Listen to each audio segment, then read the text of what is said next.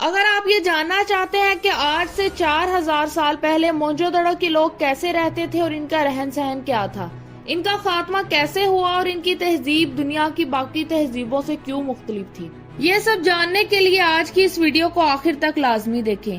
2500 BC میں قائم ہونے والا یہ شہر آج سے تقریباً 4500 سال پرانا ہے۔ موہنجودڑو کو دنیا کے شروعاتی شہروں اور ایشیا کی ابتدائی تہذیبوں میں سے ایک مانا جاتا ہے۔ اس تہذیب کو 1920 میں دریافت کیا گیا تھا۔ تہذیب کو دریافت کرنے والوں کو لگا تھا کہ یہ شاید بدھ مت کا کوئی مقام ہے، لیکن جب اس جگہ کی کھدائی کی گئی تو انہیں معلوم ہوا کہ یہاں تو کسی دور میں ایک پورا شہر آباد تھا۔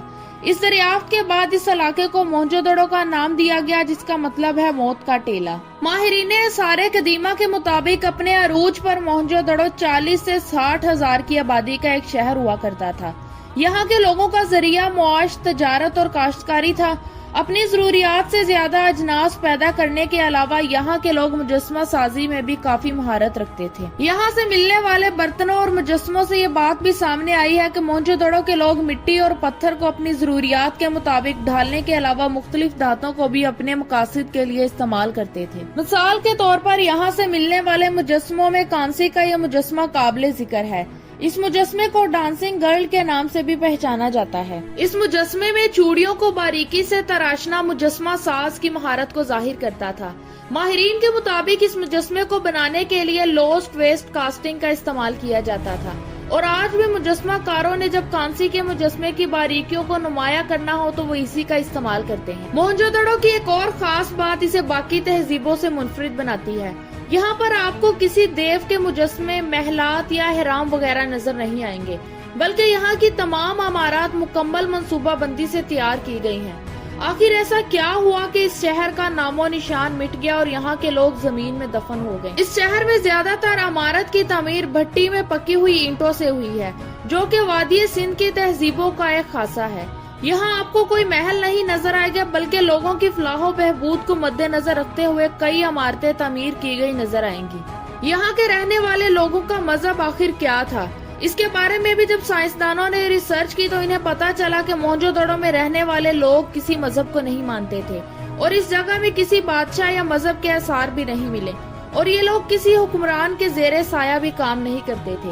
اس شہر کی منصوبہ بندی اور انجینئرنگ کا کام دیکھ کر آج بھی لوگ حیران رہ جاتے ہیں۔ ہزاروں سال پہلے اس تہذیب کی ایجاد کردہ چیزیں کیسے آج کے ماڈرن دور میں بھی راج کر رہی ہیں۔ اس قدیم دور میں ان ٹیکنالوجیز کا استعمال کیسے کیا گیا۔ موہنجودڑو کو یہ اعزاز بھی حاصل ہے کہ اسے پوری منصوبہ بندی کے ساتھ بنایا گیا تھا۔ یہ قدیمی شہر ایک بڑی گلی سے نکلتے ہوئے چھوٹی چھوٹی گلیوں کو بھی کراس کرتا تھا۔ آج بھی ان گلیوں کو دیکھا جائے تو پتہ چلتا ہے کہ اس شہر کو ترتیب کے ساتھ ہی بنایا گیا تھا۔ ان گلیوں میں پکی ہوئی اینٹوں سے بنے ہوئے گھروں میں بیت الخلاء اور کنویں کے ذریعے صاف پانی کی سہولت بھی موجود تھی۔ اس کے علاوہ مکانوں سے زیر زمین پانی کو نکالنے کے لیے جو نالیاں بنائی گئی تھی وہ ہزاروں سالوں کے بعد ویسی کی ویسی ہی موجود تھی۔ اس شہر کے ساتھ سب سے بڑا ثانیہ یہ ہوا کہ اس شہر سے ملنے والی تمام چیزیں، مثلاً مہرے، مجسمے، مٹی کے برتن اور دیواروں پر لکھی گئی تحریروں کو آج تک کوئی نہ پڑھ سکا، جس کے ساتھ بہت سارے راز مٹی کے ساتھ دفن ہوتے ہوئے بھی نظر آتے ہیں۔